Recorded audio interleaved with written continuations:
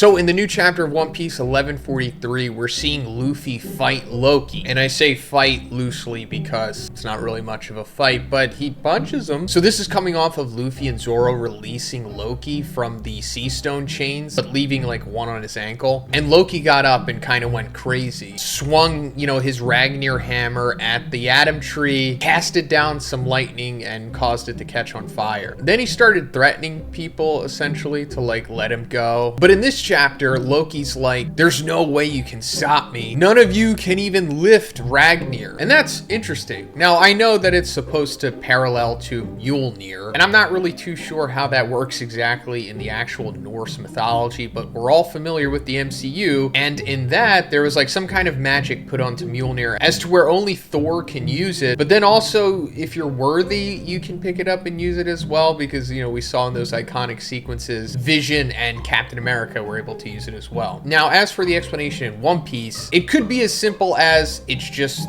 too heavy for anyone else to use besides Loki.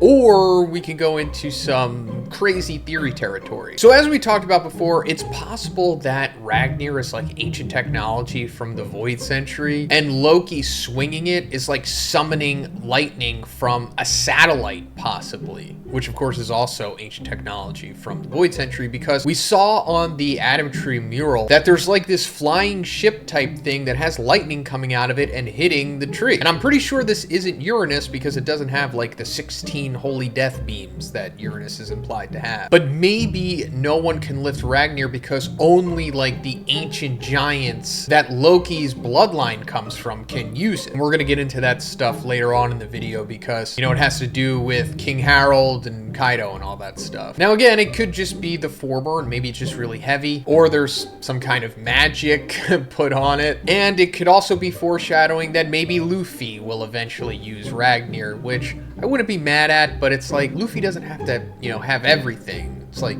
just Loki can have just this. Or maybe it even foreshadows that Harald is going to use Ragnir because, he kind of needs to have some kind of comeuppance in this arc. But anyway, going further, Loki's like, oh, there will be victims. The flames are already spreading. Now choose, surrender your weapons and let me go, or will you let everyone die? I'll slaughter every last weakling in the Sun Realm. And then Luffy's like, I guess there's no choice. I promised if you do anything, I'd drop you. Going back to when everyone was protesting Luffy releasing Loki. And he was like, well, if he goes crazy, I'll just punch him. And that's exactly what Luffy does. He does a gum arm balloon and just punches Loki and he instantly passes out. Like even before he gets hit, Loki's like, well, I guess I lose this round. Like clearly he was bluffing because he's essentially at 1 HP right now. As we've seen, he was chained to the Atom Tree with Sea Stone for like 6 years, sitting there. And then recently, Gunko beat him up, smacked him around. And then Shamrock straight up attempted to kill him by stabbing him with his Cerberus Devil Fruit sword. So understandable that Loki is, getting knocked by such an easy punch here. So afterwards, Luffy eventually convinces Gerd to treat Loki's wounds. And they ask how long for like a full recovery. And she says it's going to be like several months, but there's just no way. Probably gonna be like 10 chapters or something. I mean, maybe he's not gonna be fully healed, but he'll be healed enough to fight again or do something because Loki can't just be benched for the rest of the arc. But as he's being treated, Luffy is looking at his horns and he's like, wow, those horns are the real deal. And Harald says, it's the mark of the ancient giants. Our father Harald was the same. And we see like this flashback of when Loki and Harald were kids with King Harald, and it's as we speculated,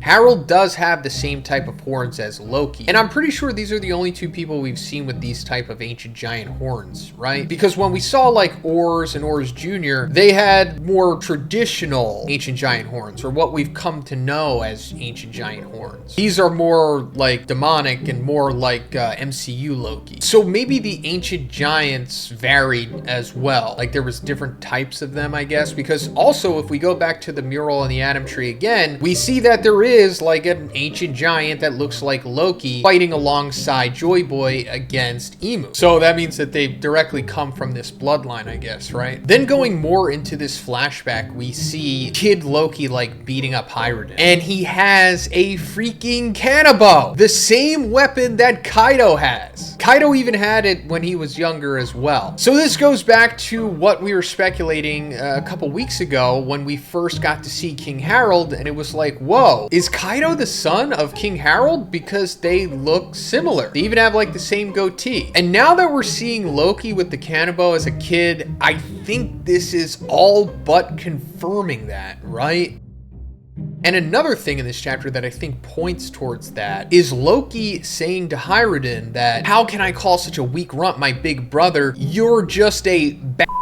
You'll never be Dad's true heir. Now, Loki says that because Harald's mother is like a giant that doesn't come from Elbaf. And I guess that's why he's more of like a typical giant and doesn't have horns. And that could be alluding to maybe more bastards out there, like Kaido. Because as far as we know, Kaido just came out of nowhere. And since he was a kid, he was like a freak. Like just super powerful right off the bat. And of course, he has the ancient giant horns. Or the ones that like Ors and Ors Jr. have. And also, one of Kaido's moves using the Cannibal is called Ragnaroku, which of course is just Ragnarok, and that ties into Elbaf and Norse mythology. So if this is true, it would explain why Kaido is so freaking powerful. Now, I don't know why Kaido isn't like a giant. I mean, he's pretty big, but he's more the size of like a buccaneer than a giant. So I guess that goes into whoever Harald had this affair with, if you even want to call it that. Maybe she was a buccaneer or some kind of ancient giant human hybrid or something, because unless it's eventually explained like the nuance of how these ancient giant and human genetics all merge and hereditarily get passed down, I'm not really sure why Harald and Loki have like these type of horns and Kaido has, you know, the Ors type of horns. Now, coming into the end of the chapter here, after Harald remembered what Loki said about his mom, he's like, I'm just gonna kill you now because, you know, you talk crap on my mom and you killed my dad, King Harald.